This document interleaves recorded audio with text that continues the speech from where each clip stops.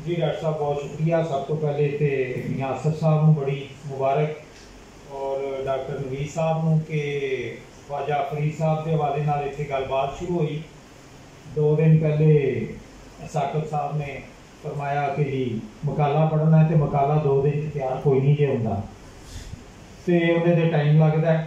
तो दूसरी गल है कि स्टेज पर मकाला सुनता भी कोई नहीं। इंडिया तक असी कानफ्रेंसा पढ़े आए हैं तो वेखे आए हैं, पर इत्थे भी सुनता समझता कोई नहीं है। जिन्नी लम्मी गल की जाओगे कोई नहीं सुनेगा, जिन्नी मुख्तसर गल होएगी फिर स्टेज तो आवाज़ आनिया शुरू हो जानिया ने कि जी वो खुलासा पेश कर दो जी, प्रैसी बना दो, फलां कर दो जी, वो बस जी जल्दी मुका दो। तो मैं उन्होंने की लिखना वा जिन्ना को लोग सुनना है। बहुत शुक्रिया। 5 तो 7 मिनट का ख्वाजा गुलाम फरीद का तसव्वुफ ते अज दा दौर। पंजाब धरती सदा तो सुहागन रही है। हरे भरे खेत, दरिया ते पहाड़ सदियां तो पंजाब की शान वधांदे आए ने। पंजाब दुनिया की वो धरती है जिथे मालूम तारीख विच कदे काल नहीं आया।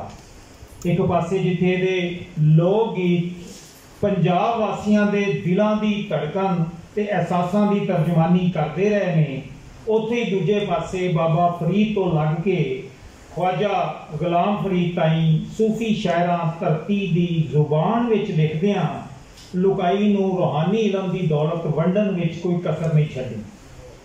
दुनिया की किसी भी जुबान विच पंजाबी सूफी शायरी वर्गी मिसाल बिल्कुल नहीं लभदी।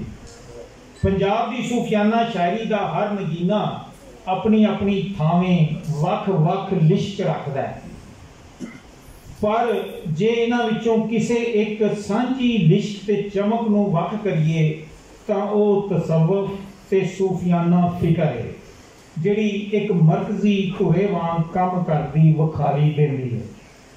ख्वाजा गुलाम फरीद जी साडी सूफियाना रवायत दे ओह अखीरली मोती ने जिन्हां दी सूफियाना शायरी दी लो चुफेरे नूं अज भी रोशन कर रही है।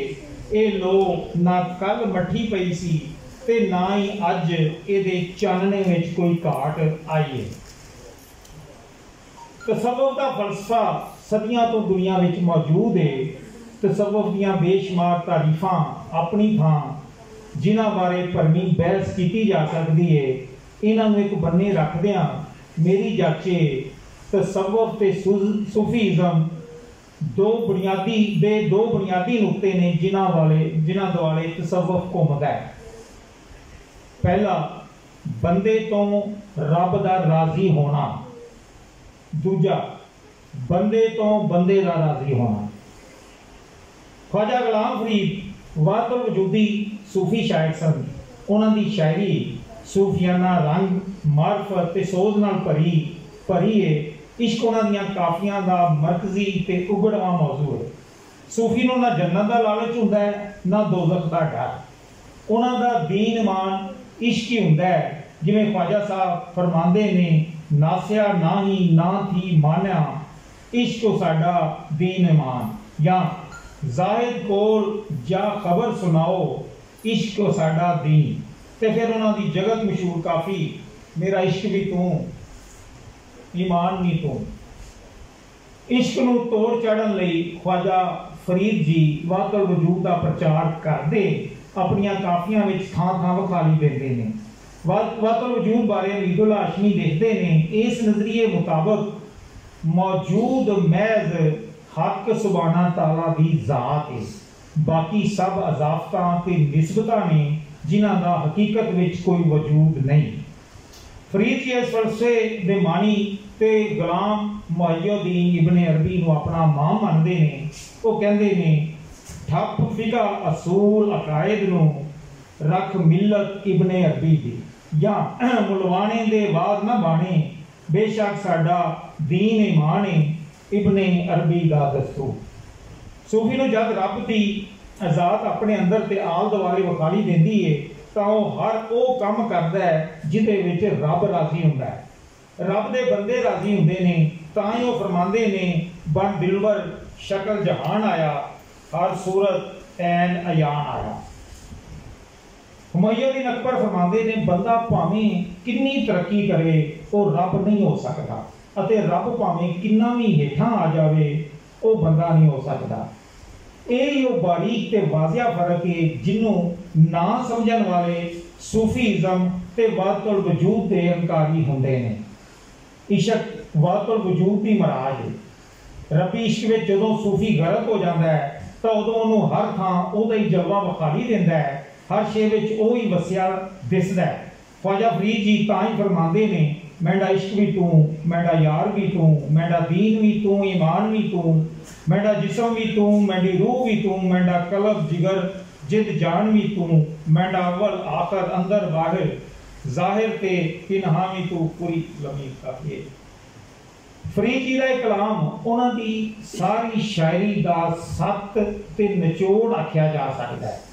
साडे सूफी शायर सारी आजादी लुकाई की सेवा ते उन्होंने सीधे राय पाण विच हंडा छड्डी कि अज दे साइंसी ते तली ते सरों जमान वाले दौर विच ख्वाजा फरीद ते दूजे सूफी शायरां दी फिलासफी काम भी आ सकती है। मैं समझना अज ये लोड़ पहला तो भी वधेरी है। अज का बंदा इखलाकी ते समाजी तौर इन्ना डिग चुकिया है जे कदे कदे लगता है वो इंसान ही नहीं सी। लुटमार झूठ इंसान दुश्मनी समाज दुश्मनी ते वैर क्रोध पहले नालों किते अज साडे अंदर जहर वांग वड़ गया होया है। इस करके ख्वाजा फरीद दियां तालीमात अज दे इंसान नूं इंसान बना ते सीधा राह वखाण विच ढेर लाहेवंद ने। लोड़ इस गल दी है जे असीं इन्हां सूफियां दे फलसफे नूं समझीए ते इन्हां नूं मुड़ रखदे ते बालां नूं मुड़ तो उन्हां दी जुबान विच तालीम देना शुरू करिए तां जो अमन मुहब्बत ते भाईचारे दे प्रचारक बन जावन। बहुत शुक्रिया।